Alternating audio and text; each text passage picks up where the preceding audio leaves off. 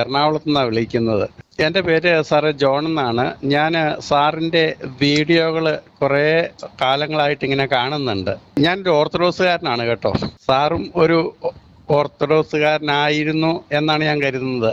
അപ്പോൾ എൻ്റെ ഒരു സ്നേഹിതനാണ് സാറിൻ്റെ വീഡിയോ ആദ്യമായിട്ട് എനിക്ക് ഇങ്ങനെ അയച്ചു തന്നത് വാട്സപ്പിൽ.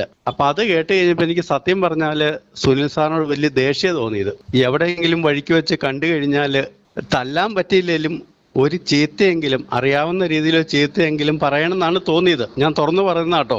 അതിങ്ങനെ കേട്ട് കഴിഞ്ഞപ്പോൾ ഞാനത് അയച്ച എൻ്റെ സ്നേഹിതനോട് പറഞ്ഞു, ദയവ് ചെയ്ത് ഇത്തരം വീഡിയോ എനിക്ക് അയക്കരുത്, പ്രത്യേകിച്ച് ഈ വ്യക്തിയുടെ വീഡിയോ എനിക്ക് ഇഷ്ടമല്ല, ഈ വ്യക്തിയുടെ വീഡിയോ അയക്കരുതെന്ന് പറഞ്ഞു. അപ്പോൾ പറഞ്ഞു, ഇദ്ദേഹത്തിന്റെ ഒരുപാട് വീഡിയോ കിടപ്പുണ്ട്, ഈ ഒരെണ്ണം ഇഷ്ടപ്പെട്ടില്ല സാരയില്ല, അതിനകത്ത് പലതും ഉണ്ട്, അത് പലതും കേൾക്കുക. ഒരു പ്രാവശ്യം കേട്ടിട്ട് നന്നായിട്ട് മനസ്സിലായില്ലെങ്കിൽ അല്ലെങ്കിൽ ഇഷ്ടപ്പെട്ടില്ലെങ്കിൽ ഒരു 2-3 പ്രാവശ്യം അത് ക്ഷമയോടെ സഹിഷ്ണുതയോടെ കേൾക്കുക.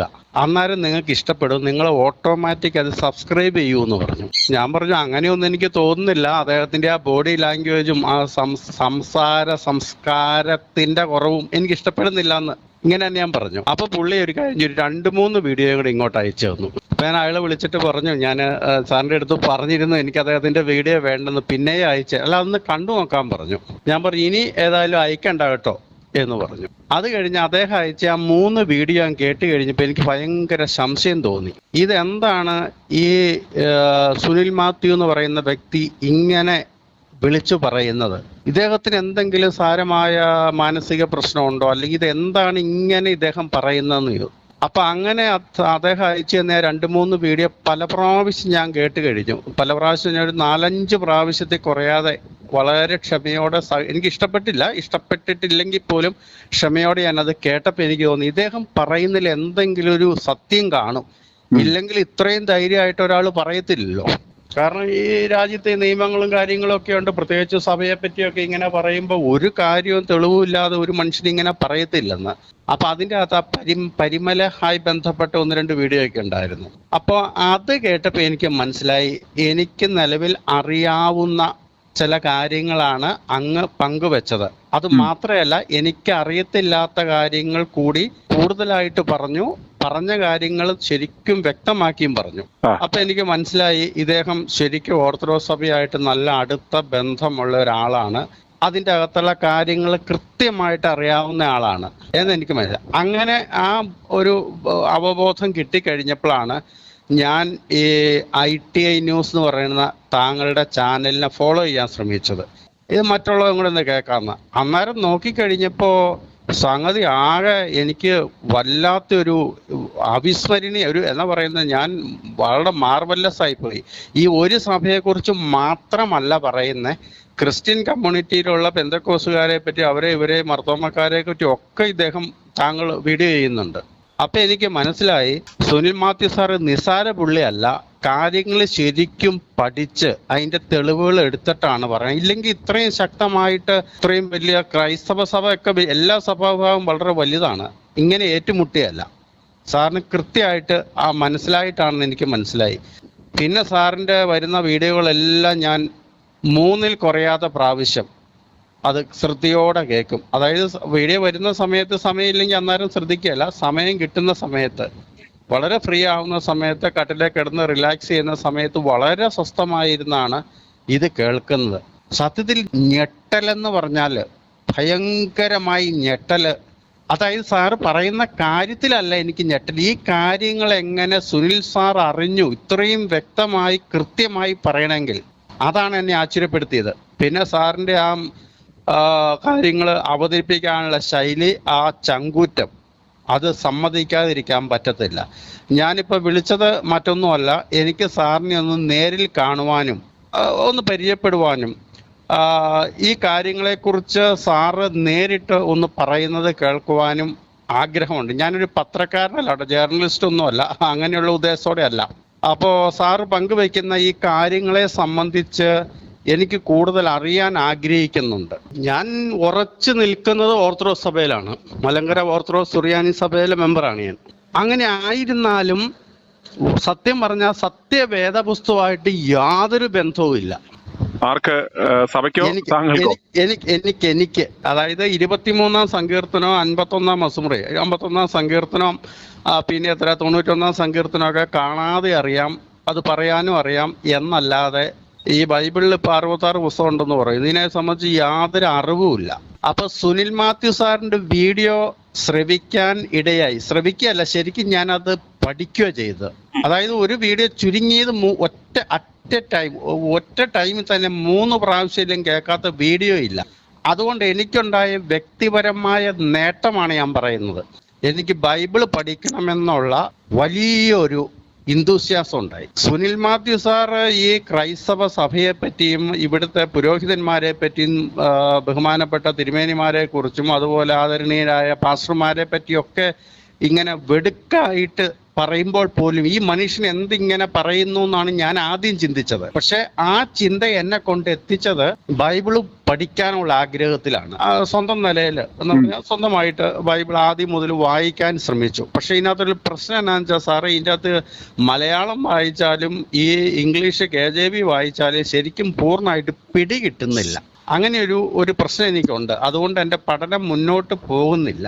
അപ്പോൾ സുനിൽ മാത്യു സാറ് പങ്കുവയ്ക്കുന്ന കാര്യങ്ങളിൽ ഒത്തിരി എനിക്ക് വ്യക്തിപരമായ അഭിപ്രായ വ്യത്യാസമുണ്ട്. സാറിന്റെ ലാംഗ്വേജ് കാര്യങ്ങളിലൊക്കെ എനിക്ക് അഭിപ്രായ വ്യത്യാസം ഉണ്ടെങ്കിൽ പോലും സാറ് ഈ ബൈബിൾ ശരിക്കും അരച്ച് കലക്കി കുടിച്ചിട്ടുള്ളൊരു വ്യക്തിയാണ്. അതുകൊണ്ട് ആ പ്രാഗൽഭ്യമാണ് ഇത്ര തൻ്റെ ഇടത്തോടെ സാറിന് ഈ ക്രൈസ്തവ സഭകളെ എതിർക്കാൻ സാധിക്കുന്നതെന്നാണ് എൻ്റെ ഒരു കൺക്ലൂഷൻ. ഈ ഓർത്തഡോക്സ് സഭയും ഈ സുറിയാനി കത്തോലിക്ക അല്ലെങ്കിൽ മർത്തോമ അല്ലെങ്കിൽ പെന്തക്കോസ്തുകാരൊന്നും പറയുന്ന അല്ല അതിൻ്റെ ശരിക്കുള്ള വ്യാഖ്യാനം. സാറിന് സംഗതി ശരിക്കും പിടികിട്ടിയിട്ടുണ്ട്. ദൈവത്തിൻ്റെ ആ പരിശുദ്ധ റൂഹ സാറിൽ ശരിക്കും വർക്ക് ചെയ്യുന്നുണ്ട്. സാറിന് ഇതിന്റെ അർത്ഥം പിടികിട്ടിയിട്ടുണ്ട്. ബൈബിളിന്റെ വചനത്തിന്റെ പൊരുള് തിരിച്ചെടുക്കുവാൻ നമുക്ക് വേറെ ഒരു പാതിരിയുടെയോ പാസ്റ്ററുടെയോ ഈ ആത്മീയ പണിക്കാരന്മാരുടെയോ കൂദാശ തൊഴിലാളികളുടെയോ ആവശ്യമില്ല. നമ്മൾ മനസ്സിരുത്തി വായിച്ചാൽ അത് കൃത്യമായി നമുക്കത് വെളിവാകുന്ന കാര്യമാണ്. നമ്മളെല്ലാം കാര്യങ്ങൾ മനസ്സിലാക്കിയത് അങ്ങനെ. അത് മനസ്സിലാക്കിയപ്പോൾ വന്ന ഒരു ബോധമാണ് നമുക്കിപ്പോൾ ഉള്ളത്.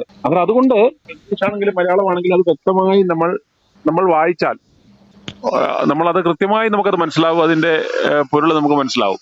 അതുകൊണ്ട് ഞാൻ പറഞ്ഞത് വായിക്കുക, എഗെയിൻ വായിക്കുക. ഇതിനകത്ത് ഈ ആത്മീയ കച്ചവടക്കാരുടെ ഒത്തിരി പൊള്ളത്തരങ്ങളും അവർക്ക് ആവശ്യമുള്ള കാര്യങ്ങളും ഒക്കെയാണ് അതിൽ കൂടുതൽ ആഡ് ചെയ്തേക്കുന്നത് എങ്കിൽ പോലും നമുക്കത് ഗ്രഹിക്കും. സുനിൽ സാറ്, ഞാനൊരു കാര്യം സാറിനോട് വളരെ സ്നേഹത്തോടു കൂടി ചോദിക്കാൻ ആഗ്രഹിക്കുന്നത്, സാർ ഇപ്പൊ സത്യത്തിൽ സാറ് ഓർത്തഡോക്സ് സഭാംഗമാണ് എന്ന് പറഞ്ഞ ഒരു വീഡിയോ ഞാൻ കേട്ടു. എവിടെയാ, തിരുവനന്തപുരത്ത് ഏതോ ഒരു സ്ഥലത്ത് മാർ ഗ്രിഗോറിയസ് ചർച്ച് മെമ്പർ എന്തോ സാറിന്റെ ഒരു വീഡിയോ ഞാൻ കേട്ടതാണ്, വേറെ ആരും പറഞ്ഞല്ല. പക്ഷെ സാർ ഇപ്പൊ സത്യത്തില് നിലവിൽ ഈ ഏത് ഇപ്പൊ സഭയിലായിരിക്കുന്നത്? ഏതെങ്കിലും വചനം പഠിപ്പിക്കുന്ന ഒരു സഭയില്ല. ഈ പറഞ്ഞ പോലെ ഞാൻ എന്റെ മെമ്പർഷിപ്പ് കളഞ്ഞിട്ടില്ല. ഞാൻ ജനിച്ചതായ ആ ഒരു കമ്മ്യൂണിറ്റിയില് ആ ഒരു മെമ്പർഷിപ്പ് ഞാനത് കളഞ്ഞിട്ടില്ല. എന്നാൽ ഇതിനകത്തെ പൊള്ളത്തരങ്ങളും അർത്ഥമില്ലായ്മയും എല്ലാം മനസ്സിലാക്കിയ ഒരാളാണ്. സാർ പറയണ സത്യമാണ്, അതെനിക്ക് ബോധ്യപ്പെട്ടു. അതിൻ്റെ ഉള്ള എവിഡൻസ് കാര്യങ്ങളില്ലാതെ സാർ ഇങ്ങനെ ഈ പബ്ലിക്കായിട്ട് ഇത് പറയത്തില്ല. ഇപ്പൊ രഹസ്യമായിട്ട് ഒരാളെ ഫോൺ വിളിച്ച് പറയുന്നതല്ലോ, ഇത് പരസ്യമായി ആർക്കും ഇതിനകത്ത് കാണാവുന്ന രീതിയിലാണ് പറയുന്നത്. അത് തന്നെയല്ല, സാറിൻ്റെ എതിരെ പല കേസുകളും ഉണ്ടായിട്ടുണ്ട്. സംസ്ഥാന സർക്കാരും ഈ ഭരിക്കുന്ന ഗവൺമെന്റ് പാർട്ടിയൊക്കെ സാറിനെതിരായിട്ട് പല കേസ് കൊടുത്തു, പല പ്രശ്നങ്ങളും ഉണ്ടായിരുന്ന സാറിന്റെ വീഡിയോയിൽ നിന്ന് എനിക്കറിയാൻ കഴിഞ്ഞു. പിന്നെ വേറൊരു സുഹൃത്ത് എന്നെ വിളിച്ചു കഴിഞ്ഞപ്പോൾ അദ്ദേഹം പറഞ്ഞു, സാറിനെ തിരുവനന്തപുരത്ത് ഏതാ വഞ്ചിയൂർ ആ സ്ഥലപ്പേരെയും പറഞ്ഞു, ഏതൊരു കോടതി വെച്ച് സാറിനെ കണ്ടു, സംസാരിച്ചു. സാറ് സത്യസന്ധനായൊരു വ്യക്തിയാണ്. എന്നുവെച്ചാൽ അദ്ദേഹത്തിന്റെ പേരിലൊരു കള്ളക്കേസ് ഉണ്ടായത് കൊണ്ടാണ് അദ്ദേഹത്തിന് അവിടെ വരേണ്ടി വന്നത്. സാറിനെ പറ്റി അന്വേഷിച്ചതോ സാറിനെ ഫോളോ ചെയ്തോ അല്ല. പ്രത്യുത ആ വ്യക്തി എന്നോട് പറയുകയാണ്, അവിടെ ചെന്നപ്പോ ITI സുനിൽ മാത്യു എന്ന് പറയുന്ന വ്യക്തി അവിടെ ഉണ്ടായിരുന്നു. അപ്പൊ അദ്ദേഹമായിട്ട് പരിചയം. അപ്പൊ ഞാൻ ചോദിച്ചു, അത് ആരാന്ന് ചോദിച്ചു. ഞാൻ സത്യത്തില് സാറിന്റെ ഈ വീഡിയോ കാണുന്ന ആളാണെങ്കിലും ഞാൻ അത് വെളിപ്പെടുത്താതെ ചോദിച്ചു. അത് അന്നേരം എന്നോട് പറഞ്ഞു, അയ്യോ സുനിൽ മാത്യുവിനെ അറിയില്ലേ, മലയാളികൾ മുഴുവൻ അറിയൂലോ. അപ്പൊ ഞാൻ ചോദിച്ചു, പുള്ളി ആരാ, സിനിമാ നടനോ രാഷ്ട്രീയക്കാരോ? ഇല്ലില്ല, അങ്ങനെയൊന്നുമല്ല. പുള്ളി സഭയ്ക്കെതിരെ, ക്രൈസ്തവ സഭയ്ക്കെതിരെ ആഞ്ഞടിക്കുന്ന ഒരു വ്യക്തിയാണ്. ബൈബിൾ അരച്ച് കലക്കി കുടിച്ചിട്ടുള്ള ആളാണ്. ഈ ഓർത്തഡോക്സുകാരനാണ്, പക്ഷെ ഓർത്തഡോക്സിനെ പറ്റിയാണ് ഏറ്റവും കൂടുതൽ വിമർശനം ചെയ്യുന്നത്. പിന്നെ മർത്തോമ സഭ, പെന്തക്കോസ്, വിവിധ വിഭാഗങ്ങളെ പറ്റി ഒക്കെ പറയുന്നുണ്ട്. ഒരു നല്ല മനുഷ്യനാണ്, ഒരു പച്ചയായ മനുഷ്യനാണ്. എന്ന് പറഞ്ഞ് സാറിനെ പറ്റി എൻ്റെ ഒരു സ്നേഹിതൻ റിപ്പോർട്ടും കൂടെ ചെയ്ത് കഴിഞ്ഞ ദിവസം. അതാണ് എനിക്ക് സാറിനെ ഒന്ന് പരിചയപ്പെടാൻ തോന്നിയ കാരണം. ഇടനിലക്കാരില്ലാതെ ദൈവം നേരിട്ട് ഇടപെട്ട് ദൈവത്തിന്റെ പരിശുദ്ധ റൂഹായാണ് ഈ സുനിൽ മാത്യു സാറിനെ ലീഡ് ചെയ്തിരുന്നത്. എനിക്ക് സത്യമായിട്ടും മനസ്സിലായിട്ടുണ്ട്, അസംശയില്ല. ഇവിടെ ഒരു രാഷ്ട്രീയക്കാരും ഒരു സമ്പന്നന്മാരും സാറിന് സപ്പോർട്ട് ചെയ്യുന്നില്ല. എല്ലാവരും സാറിന് എതിരാകുമ്പോഴും ഒറ്റയ്ക്ക് നിന്ന് സാർ ഇത്രമാത്രം ഈ കാര്യങ്ങൾ പറയാൻ കഴിയുന്നുണ്ടെങ്കിൽ സാറൊരു കേവല മനുഷ്യനല്ല, ഒരു സാമാന്യ മനുഷ്യരല്ല. എനിക്ക് ഭയങ്കര സങ്കടമുണ്ട്. ഞാൻ കരഞ്ഞുകൊണ്ട് സംസാരിക്കണം സാറിനോട്. ഇപ്പം സാറിൻ്റെ ലാംഗ്വേജ് അവതരണം ഒന്നും എനിക്ക് ഇഷ്ടപ്പെടുന്നില്ല. പക്ഷെ സാർ ഒരു ദൈവ മനുഷ്യനാണ്, ഒരു കളങ്കം ഒരു ഇല്ലാത്ത ഒരു ദൈവ പുരുഷനാണെന്നുള്ള കാര്യത്തിൽ എനിക്കൊരു സംശയവുമില്ല.